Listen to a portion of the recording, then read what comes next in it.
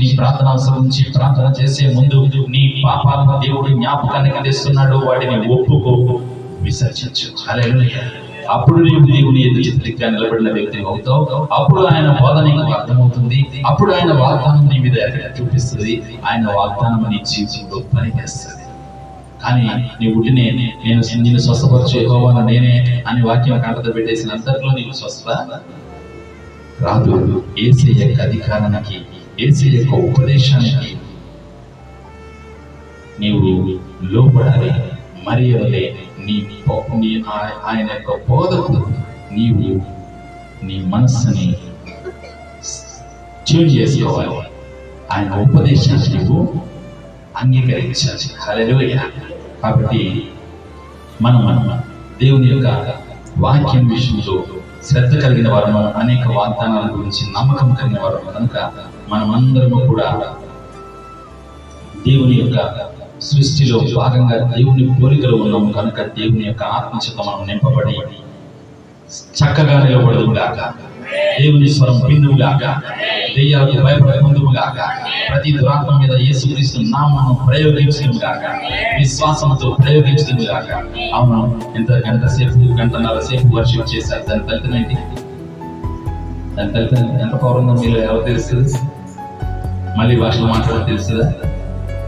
కాదు. ఒకటి, నువ్వు పరిశుద్ధంగా ఉంటావు. హల్లెలూయా. 2, ఇతరులకు నీ సాక్ష్యాన్ని చెప్తావు. ఇతరులకు దేవునితో నీకున్న అనుభవాన్ని చెప్తావు. ఇతరుల కొరకు ప్రార్థన చేస్తావు. నువ్వు ప్రార్థన చేసినప్పుడు దేవుడు నీ ద్వారా ఇతరులను రక్షిస్తాడు, ఇతరులను స్వస్థపరుస్తాడు, ఇతరులను దెయ్యాలను వెళ్ళగొడతాడు. అప్పుడే ఈ ఆరాధనలో నువ్వు ఆత్మచేత నింపబడ్డావు అనుకుంటుంది. హల్లెలూయా. కాబట్టి దెయ్యం ఎంత పెద్దదైనా, మంత్రగాడికి ఎంత పెద్ద నిసాల్సిన నువ్వు భయపడాల్సిన పని లేదు. హల్లెలూయా. యేసుక్రీస్తు నామములో గొప్ప శక్తి ఉంది. హల్లెలూయా.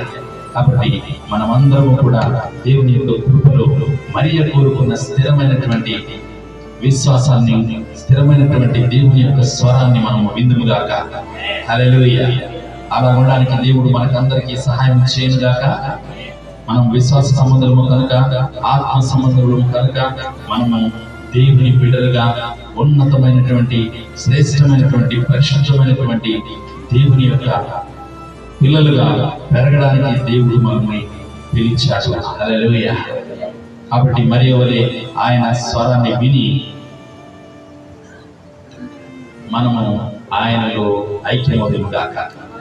ఆమేన్. శతపథ బ్రాహ్మణంలో ఒక శ్లోకం, దాని అర్థం చెప్తున్నారు. ఇవన్నీ మనయే. ప్రజాపతి అనగా దేవుడు లేక సృష్టికర్త, సగము మర్చుడుగాను సగము ఆమర్చుడుగాను ఉండి మత్స్య శరీరమును బలిగా విడిచిపెట్టి ఆమత్స్య శరీరము మృత్యువును ఓడించును, మృత్యువుని గెలుస్తాడు. మత్స్య శరీరం అంటే ఏంటి? నశించిపోయే శరీరమును బలిగా పెడతాడు. అంటే